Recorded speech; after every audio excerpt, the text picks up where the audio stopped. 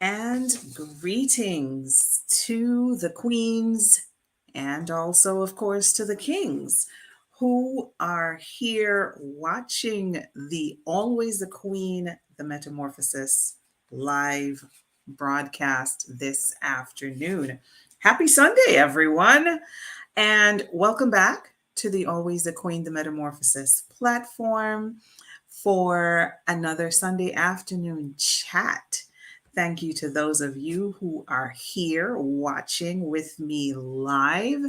And let me go ahead and say thanks in advance to those persons who are going to watch this broadcast at some point in the future, because all of these broadcasts are recorded and they're available on the Facebook platform as well as on YouTube.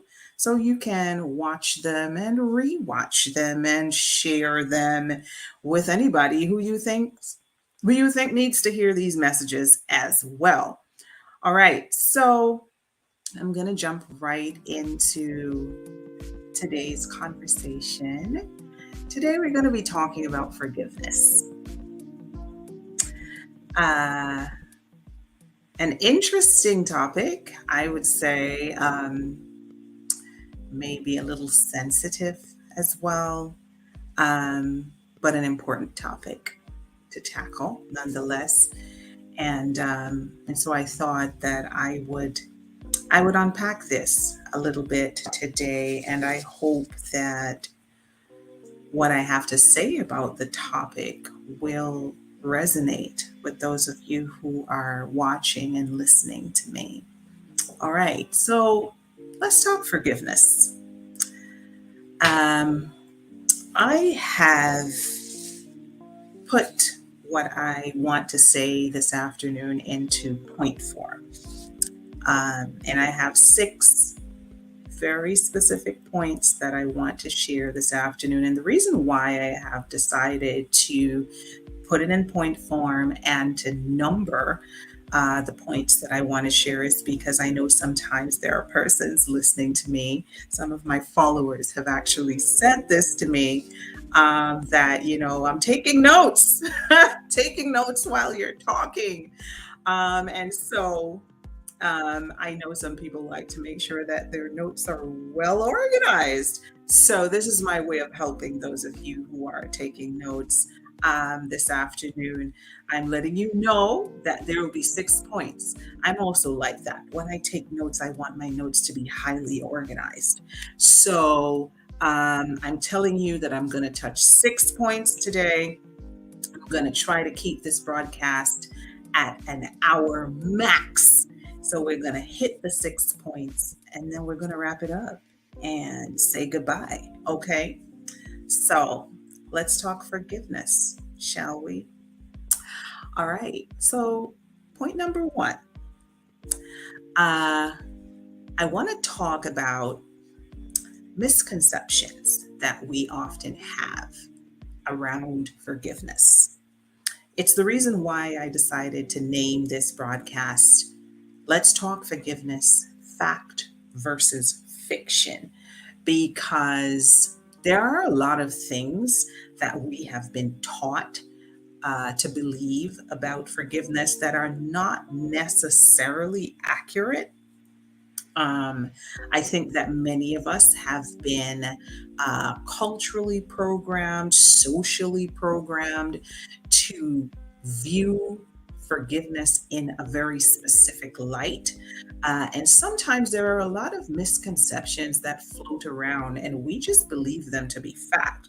We just take them at face value and we assume that whatever we've been taught is how it must be, when that is not necessarily the case, right?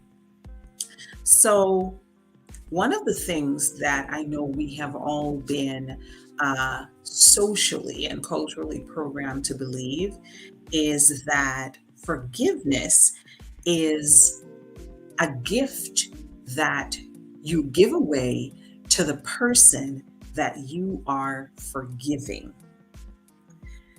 This is one of the misconceptions, perhaps the biggest misconception where it comes to forgiveness.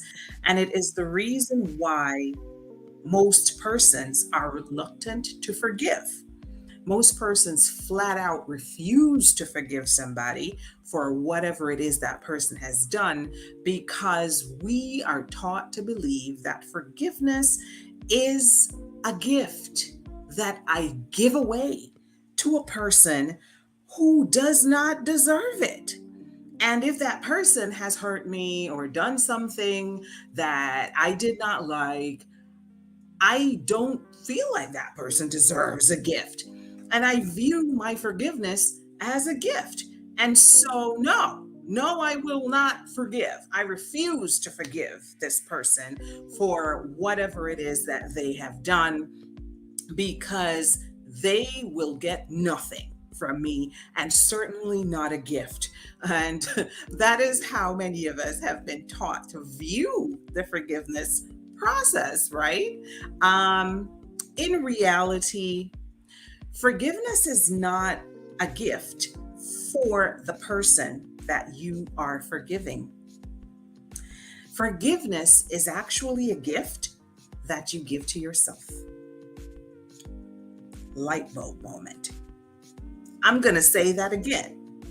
Forgiveness is not a gift that you give away to another person. Forgiveness is a gift that you give to yourself. Truth is that when you choose to forgive, you are actually releasing yourself from carrying a burden that is doing you more harm than it is to the person that you have chosen not to forgive. Um, as a matter of fact, there are many times when we have decided, you know what, we're going to withhold forgiveness. I am not going to forgive this person for whatever they did or whatever they said. And in our minds, we convince ourselves that withholding forgiveness is us punishing that person for whatever they said or did. When really that person is not being punished at all. That person is off somewhere living their life. That person probably isn't even thinking about you. You, however, are thinking about them. That person is off living their best life. They are not thinking about you. They are not thinking about how you feel. They are not worried about whatever it is that they did or said to you. They have moved on. They have already moved forward with their lives. They're off living their best lives. And you are sitting, withholding your forgiveness, convincing yourself that you're punishing that person, convincing yourself that that person is over there suffering because I have not forgiven. Yeah, no. Mm-mm. More often than not, that person is not suffering. That person is out there living their best life, and you are the one who is suffering. Why are you suffering? Because you're the one who is holding on to the anger. You're the one who is holding on to the resentment. You're the one who is frustrated. You're the one who has all that negativity pent up inside your body and inside your mind as well. You are the one who is being impacted by that negativity, not them. And this is the case more often than not. So when you think about it, you choosing to withhold forgiveness isn't really doing any harm to the person. It's actually harmful to you. It's just you. Um, and so when the rubber hits the road, as they say, um, it's not a gift that you give away. It's a gift to yourself. It's you releasing yourself from all of that anger that is sitting inside of you. Because it's literally sitting inside you. It's in your mind, and therefore it's in your body. And I have said this on this platform before. Anything that happens to your mind is also happening to your body. And so you are actually harming yourself by holding on to that. And there is a plethora of research out there that proves that persons who live in a state of anger and resentment are also more likely and more susceptible to developing illness, not just physical illness, but also mental illnesses. So you are setting yourself up to get sick. You're stressing yourself out and setting yourself up and setting your health up to deteriorate while the person that you have chosen not to forgive is getting on with their life and doing just fine. Yeah, so that's number one. Now, on to number two. Number two is this belief that forgiveness is something that you just get up and do. It's just a one off action. You just wake up in the morning, you make a decision. You know what? I'm going to forgive X and I'm going to forgive Y, and I'm just going to make a decision to forgive, and that's going to be it. It's just a one off action and done. Um, I I firmly disagree with this. And there are a lot of people who firmly disagree with this. Now, this is a little bit controversial because there are some people who will tell you that forgiveness is a decision. Forgiveness is a decision that you make, and you make the decision, and the deed is done, and you move on with your life. Um, in my experience, in both my personal experience and also in my professional experience, I have found that forgiveness is never a one off action that you just wake up one day and do. It never quite works out that way. What I have learned over the years is that forgiveness is a process, not an act, but a process. Sometimes it is a process that can drag on for a long, long time. Sometimes even years. So I believe that you can get up one day and make a decision that you are going to forgive someone. Yes, you can do that. But will the forgiveness actually occur on that day and be done with? Probably not.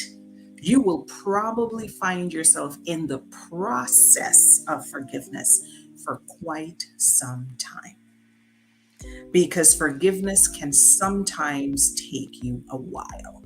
Sometimes you need to give yourself time to release whatever it is that you are angry about a little at a time. Sometimes it takes a while before you can fully and completely say, I'm over it. I am no longer angry. I am no longer resentful about whatever it is. Sometimes you may get up and not feel angry and resentful today, and then tomorrow something triggers you and you are right back where you started.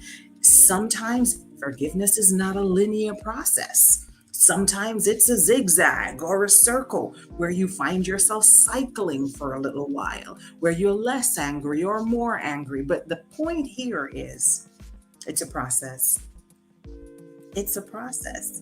And if you have been taught to believe that it's supposed to be a decision and a one off act that you just get up and do and get it over with, and that has not happened for you, there's nothing wrong with you. I'm here to tell you that there's nothing wrong with you. That is perfectly normal. As a matter of fact, that is how it works for most human beings. It's a process, not an act. So let yourself off the hook. If you have made a decision to forgive someone and you find that after you have made that decision, you still feel that anger inside you, and you realize that maybe it's less, but it's not completely gone, there's absolutely nothing wrong with you. This is perfectly normal. And as a matter of fact, it is how it goes for the average human. Forgiveness is a process, not an act. So So if it takes you a while, it's okay. It's okay. Give yourself the time you need to move through your forgiveness process. And if it takes you several months, it takes you several months. If it takes you years, it takes you years. I hope it won't take you years. But if it does, then that is what it takes. I think the most important thing is that you would have made the decision that you want to work through that process. You have made the decision that you want to release that anger. You want to get that resentment out of your system. Sometimes you might even need to go see a therapist to help walk you through the forgiveness process because you're struggling to do it on your own. And if that is what it requires, then do that. But once you would have made the decision that you want to work through it and you're doing the work and taking the steps and in your process, it's okay. Let yourself off the hook. Give yourself a break. You do not have to wake up and just magically forgive someone at the drop of a hat. That's not how it works. All right. So that was number two. On to number three. Point number three, and this is a big one. This is a big, big one.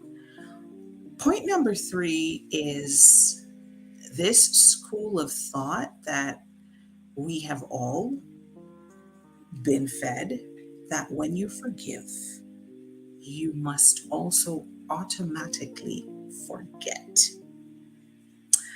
I know I certainly have been taught that. As a matter of fact, it's a thing people say. It's a thing people say. It's a phrase. It's a very common phrase that people use.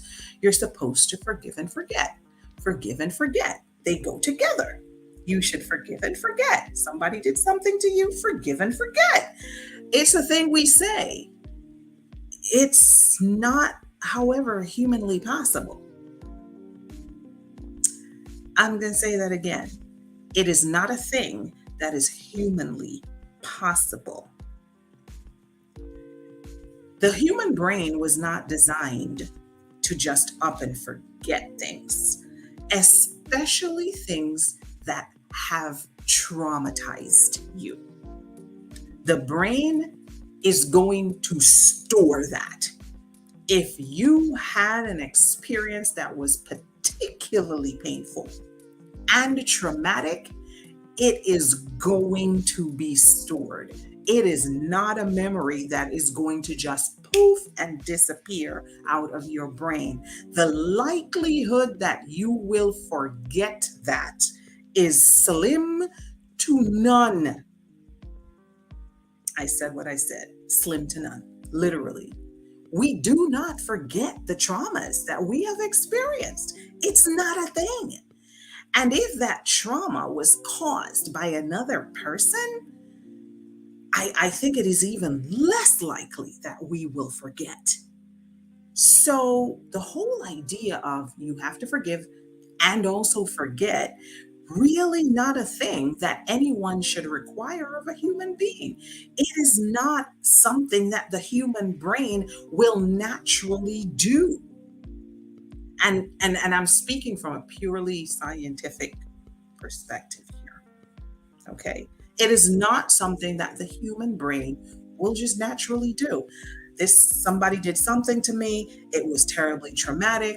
I decide I'm going to forgive them. And because I choose to forgive them, that means I automatically forget what happened. Yeah, no, no, no. Mm-mm. Not how it works. No. So that's another school of thought that I want to say is really it's a faulty school of thought. It does not hold water. It's a fallacy. It is not a thing that people can actually reasonably be expected to do. Now, if you want to talk about forgiving a person and then treating the person as if whatever they did had not happened, that I think is possible and can definitely be done. So, if by forget, what we actually mean is, I will treat you as if that thing never happened. I will treat you as if you never committed that act. I will forgive and I will resume the relationship as if whatever it is never occurred. And in that light, I act as if I have forgotten. I can get behind that. I can absolutely get behind that. I can rock with that. But will you actually forget what happened? No. No, you will not. You will not. And I would add another layer to that. And I would say, I don't know that it's even a good idea for you to forget, really, because that is an experience that informs your future interactions with that individual. That is an experience that is going to inform your future interactions with other human beings as well. That is an experience that is going to inform the human being that you become. That is an experience that is going to inform how you show up in the world. None of your experiences are wasted, even your traumatic experiences. And so when we look at it from that perspective, to tell someone that they need to forget what happened to them, actually, I don't even know if that's a smart thing to do, because that is not a wasted experience. That is an experience that is informing who you will show up as in your life for the rest of your life. And you get to determine how it informs you. It could make you a better person. It could empower you. It could make you stronger. It can teach you how to become better at interpersonal relationships. It could teach you how to recognize red flags. It could teach you about which persons are an energetic match with you and which are not. I mean, you learn from all of your experiences. Even your painful, traumatic experiences are teachable moments in your life. And so when I think about it from that light, I think, is it even a sensible thing for us to think that forgiveness really is supposed to be attached to forgetting as well? I don't know that that is a reasonable thing to expect from anyone, or a thing that we should require, really. Forgiveness, yes, absolutely. We should always be open to forgiveness because it is freedom for us. But let's not talk about when you forgive, you must forget. Let's talk about being able to forgive and finding it within ourselves to be able to treat that person as if whatever it is never happened. Let's talk about that and the capacity and the willingness that you should have to treat that person as if that infraction never occurred once you would have made a decision to forgive them. I can get behind that 100%. Greetings, Iris sister. Welcome, Queen. Thank you for joining me for this afternoon's live. All right. So, we're talking about forgiveness, and I am on to point number 4. Anyone who's just joining the live, I have 6 points on forgiveness that I'm sharing here this afternoon. The topic of this afternoon's live is, let's talk about forgiveness, fact versus fiction. So I'm sharing 6 points, quick points that I put together on forgiveness. And so we're on to number 4 right now. Before I go to number 4, remember that this broadcast is being recorded. So if you missed some of it, it's okay. Keep calm. It's recorded. You can go back and watch it. You can find them on YouTube, and you can also find them on Facebook. And you can watch at your convenience, and you can also share them. Okay? All right. So, point number 4. Another thing that we have been taught is that forgiveness must also be accompanied by reconnection, meaning that when I have forgiven you, that automatically means that I must also reconnect with you, or I must resume whatever interactions and whatever relationship you and I had going on. I am here to tell you today that that is a misconception. That is a myth. And I am going to debunk that myth today. Forgiveness does not automatically mean reconnection.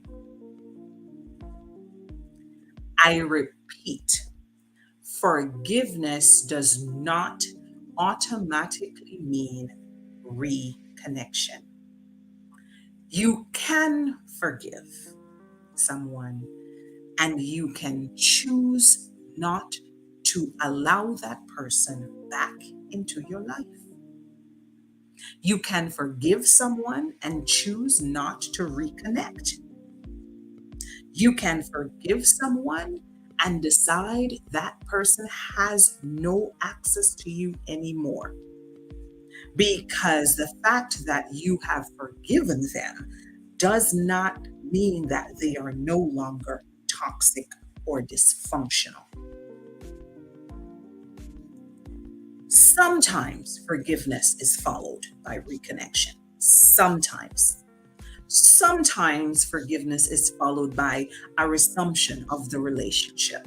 Sometimes forgiveness is followed by reuniting and reunion and new beginnings sometimes. And that's beautiful. And we love when that is how the story ends, right? We want all our stories to end that way. But we also know that that is not realistic.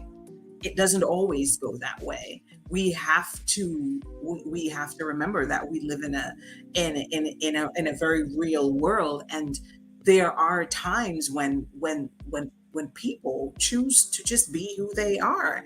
And even if you make a decision that you are going to forgive them for your benefit, for your healing and your freedom, it doesn't mean that they have changed who they are. And it's important to recognize this. Ah, thank you. Thank you, Brother John. I see you. Brother John just put a comment there and I have to highlight it. This perfectly summarizes what I am saying. Forgiveness does not mean restoration. Sometimes it does, but sometimes it doesn't. Thank you for that, Brother John. I appreciate that. Sometimes it does, and sometimes it does not. You must use wisdom in determining what the aftermath of forgiveness will look like. You should forgive. I encourage forgiveness. I am an advocate for forgiveness because it is for you, not the person, but for you. What happens following the forgiveness process varies depending on the situation. What happens following the forgiveness process is very situational. And I encourage people to use wisdom in determining what happens after the forgiveness process. Depending on the circumstances, depending on the reason you have had to forgive this person, depending on how the person is showing up in the situation. Are you seeing changed behavior? Are you seeing remorse? Are you seeing a commitment to being different and showing up differently in the relationship? Um, these are the things we want to look for. Are all the red flags still there, or have the red flags disappeared? Like, these are the things that you will want to pay attention to.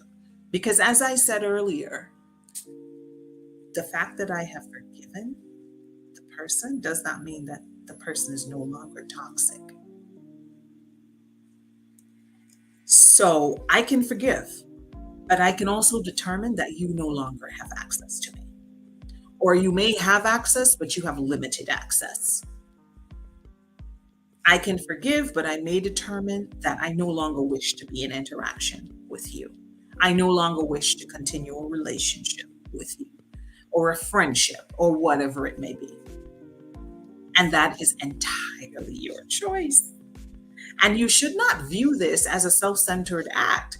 It is actually an act of self care. When you decide that you do not want to give someone access to you because that person or that interaction is doing you more harm than good, that is not being selfish. That's being smart. That is an act of self care. And you have a right to do that. You have a responsibility, actually, to take care of yourself in the same way that you have a responsibility to take care of other people. So there's that. On to point number 5. Point number 5. This is an interesting one. Point number 5 is that we have to be prepared sometimes to forgive people who are not even sorry. It's tough when you find yourself in that spot. Nobody likes to be in that spot where someone has wounded you, deeply hurt you, and has demonstrated absolutely zero remorse. They are completely unapologetic. It appears that they do not even care that they have hurt you. You can tell that they are not sorry. And despite this, you need to forgive them anyway. Forgiving someone who is not even sorry for what they did is sometimes the spot that you find yourself on, and I encourage that you forgive them anyway. As I said a few moments ago, I'm a huge advocate for forgiveness. I'm an advocate for forgiveness because it is for you. It is for your benefit. It's not for them, it's for you. Do it for yourself. And I spoke about this in the first point that I made. So I'm not going to elaborate any further on why you are doing this for yourself. But when people talk to me about their struggle to forgive a person who is not even sorry for what they did, here is how I usually encourage them to deal with that. I remind them that 99% of the time, other people's behaviors have nothing at all to do with you. Nothing. Other people's rudeness, other people's disrespect, other people's abusive behaviors, other people's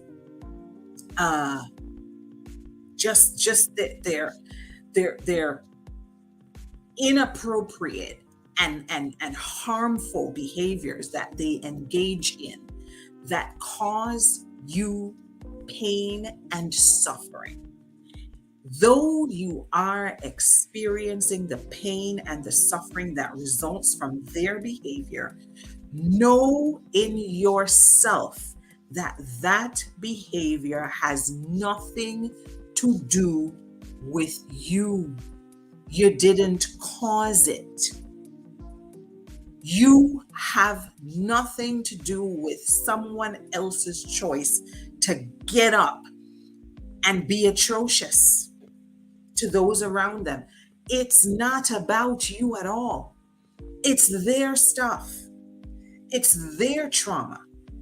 It's their pain. It's their experiences. It's their thoughts. It's their life that they have lived that is causing them to behave that way. I don't know what has happened to them. I don't know what they have been through. I don't know what pain and suffering they have endured. I don't know what type of trauma they live with.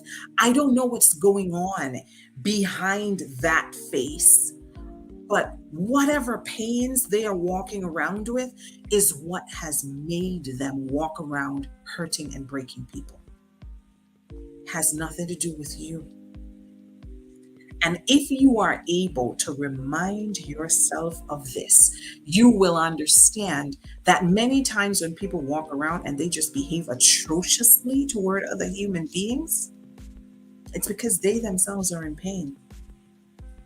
It's because they themselves are broken. You are surrounded, we are surrounded by broken people, by hurting people, by people who are in excruciating pain because of things that are going on in their lives that we know nothing about. And when you begin to see human beings from that perspective, you realize that that rude person, that disrespectful person, that abusive person is really showing up that way because that is how their pain is coming out. They are in pain. And that is how it comes out. And I am not giving anybody a pass. I'm not giving anybody a pass for being rude and disrespectful and abusive. I'm not. Nobody gets a pass for that. If you have traumas and whatever pain you're living with, it is not an excuse for you to get up and be abusive to others. You need to go and handle your stuff. I just want to put that in. You need, if you have to go see a therapist, do what you have to do and handle your business. You cannot just walk around hurting people because you are hurt.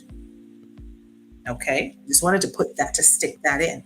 But the reality is, here's the reality. The reality is that most people are not going to do that. Most people are not going to go deal with their stuff. Most people are not going to go see a therapist to work out their childhood trauma that they're still walking around with, even though they're 50 years old. Most people are not going to try to figure out how they can heal so that they can be better and do better. Most people are not going to do that. That's the reality in which we live. We have to be realistic. Most people instead are going to weaponize their trauma and pain and use it to beat other people with. They show up as rude and disrespectful and abusive in the world. That is them weaponizing their own pain and using it to beat everybody they meet because that's the only way they can handle it. That's how they cope, right? And that's the reality. And when you begin to really wrap your brain around that and you understand that and how that works, you recognize that people who are like that and who have hurt you and who are not sorry, that choosing to not forgive them really is, it's wasted energy.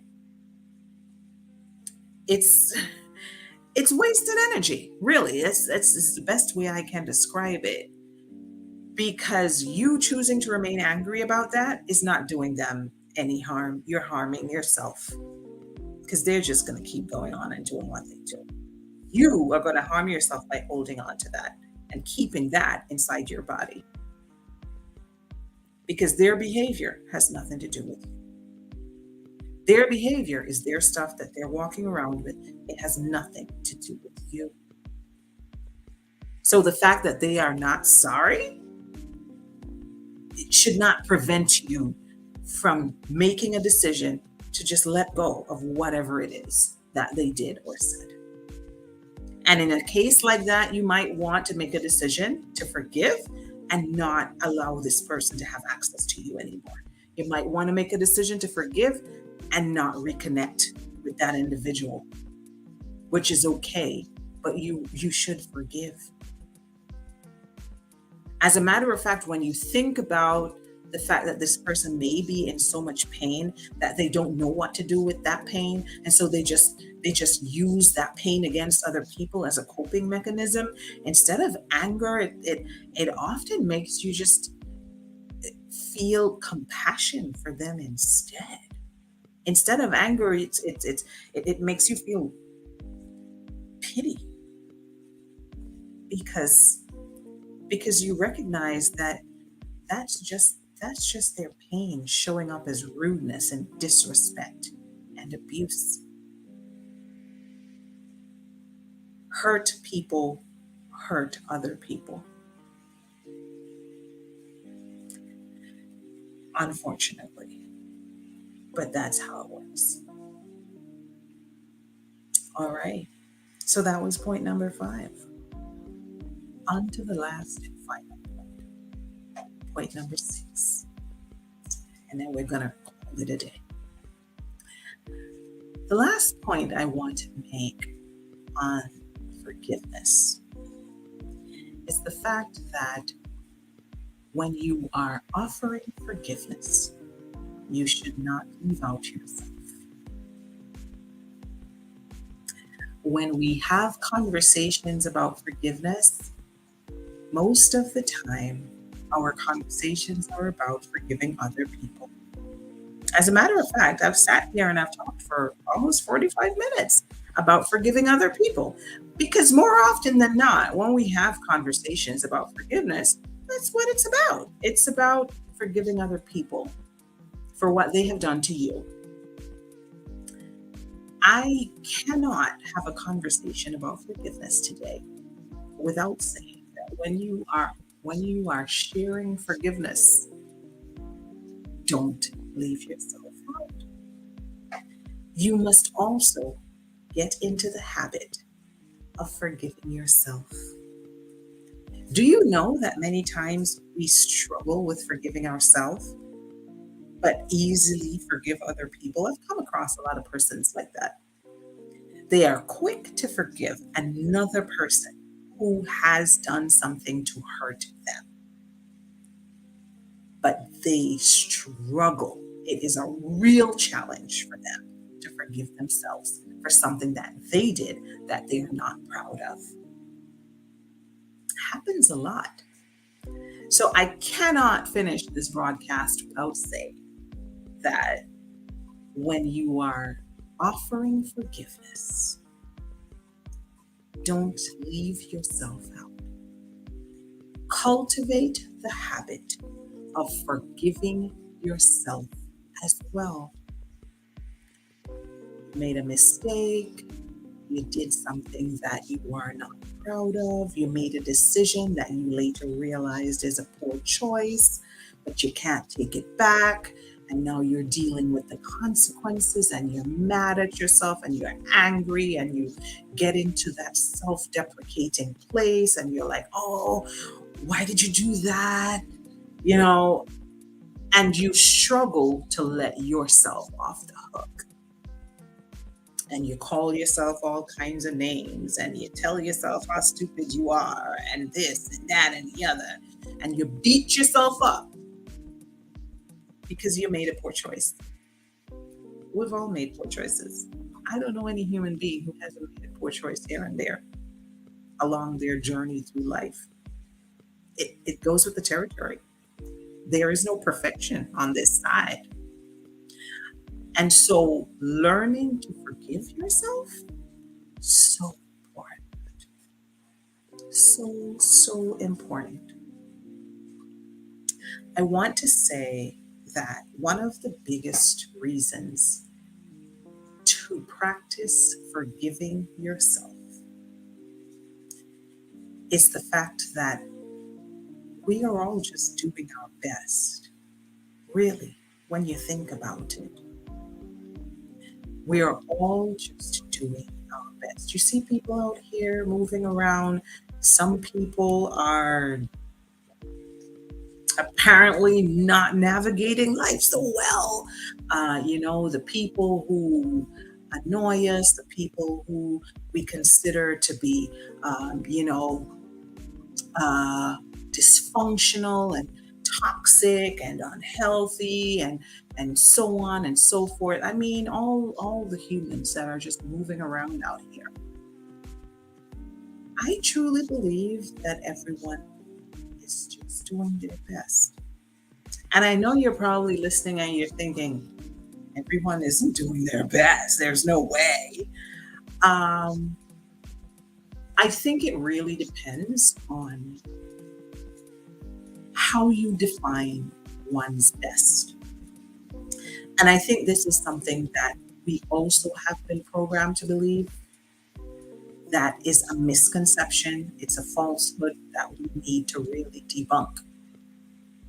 And that is that one's best always looks a particular way. That is not the case. Your best will not always look the same. What your best looks like is situational. What your best looks like is dependent on the resources that you have access to in the moment. And when I speak about resources, I am talking about your emotional resources, your psychological resources, your physical resources. All of those things influence what your best looks like in the moment. So you make a decision when you are 20 or 22 or 25, and you make what you truly believe to be the best decision in that moment, with the wisdom and the knowledge and the experience that you have in that moment. Whatever emotional and psychological resources you have in that moment, you use those to make what for you in that moment is the best choice. It turns out that when you are 35 or 40, you look back at that decision and you are like, my God, what was I thinking? You were thinking in that moment that that was the best choice because you were making that decision based on what you knew in that moment.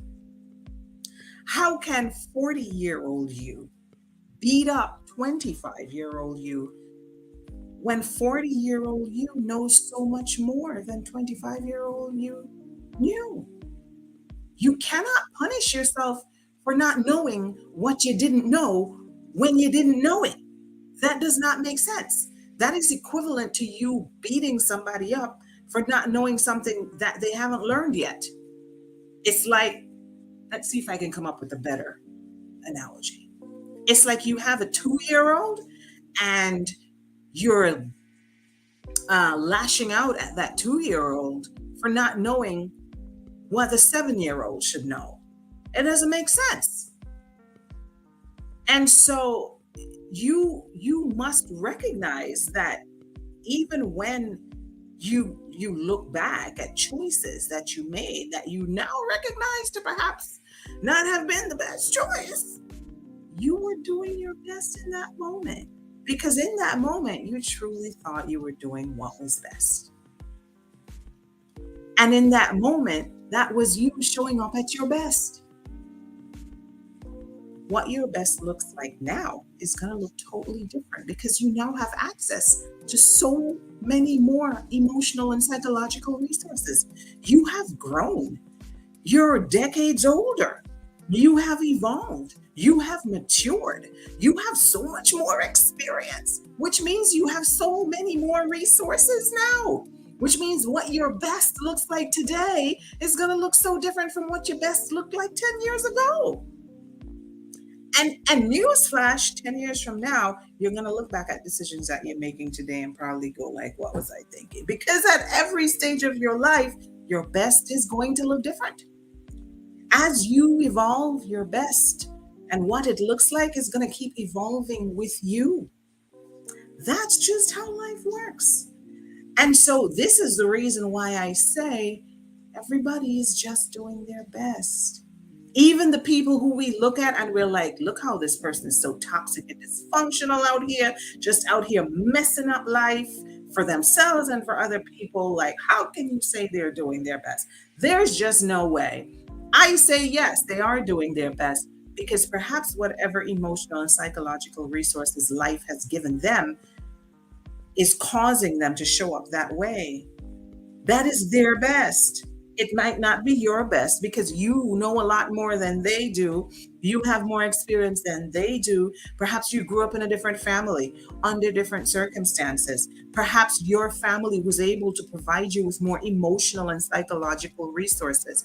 Perhaps you are more emotionally intelligent. Perhaps you have better interpersonal relationship skills. Perhaps you have better communication skills. Perhaps you have better conflict resolution skills. You have resources. You are equipped, perhaps way more than another person who grew up in another family and was never equipped with any of that. So they're working with the resources they have. You're working with the resources you have. Is your best going to look like their best? No, it will never.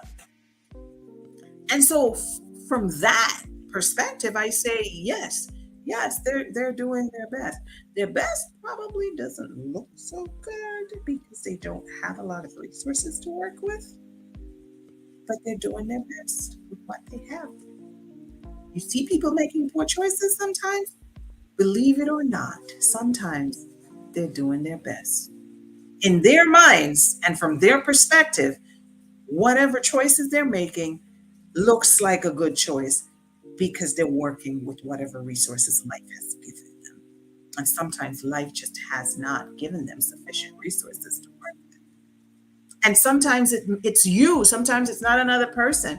Sometimes it's you looking back at a younger version of you and recognizing that you didn't know then what you know now. Your resources were limited back then, and you made choices that in that moment appeared to be good choices.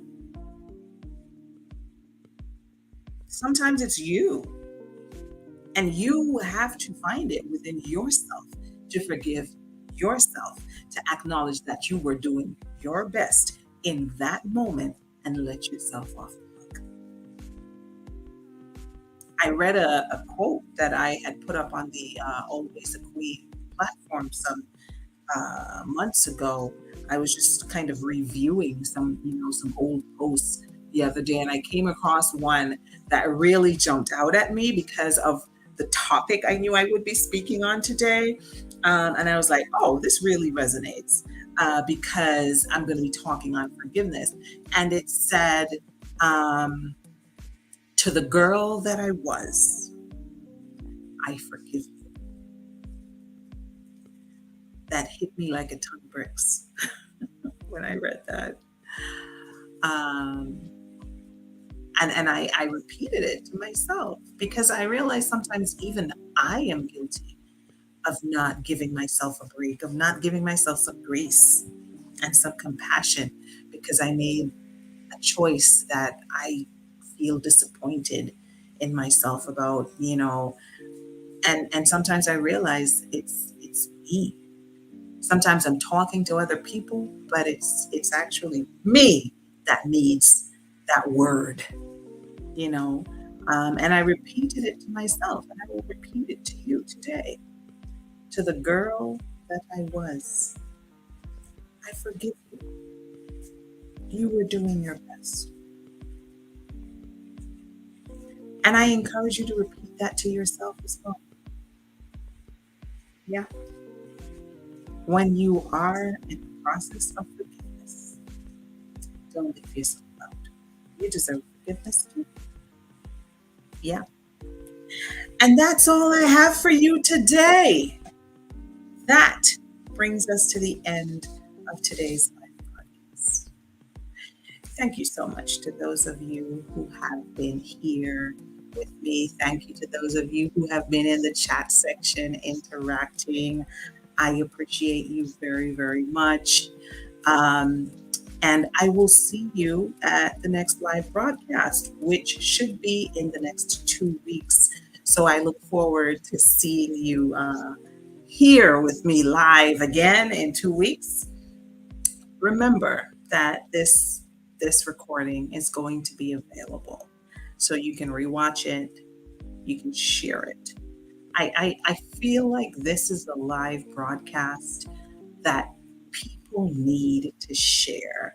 I feel like this is a message that people need, especially in the times that we live in, We need to learn to give grace, not just to other people,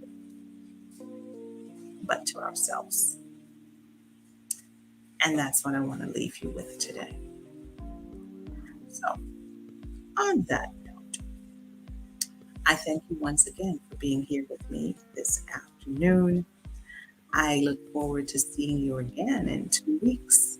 But in the meantime, remember to be a beautiful week. Bye, everyone.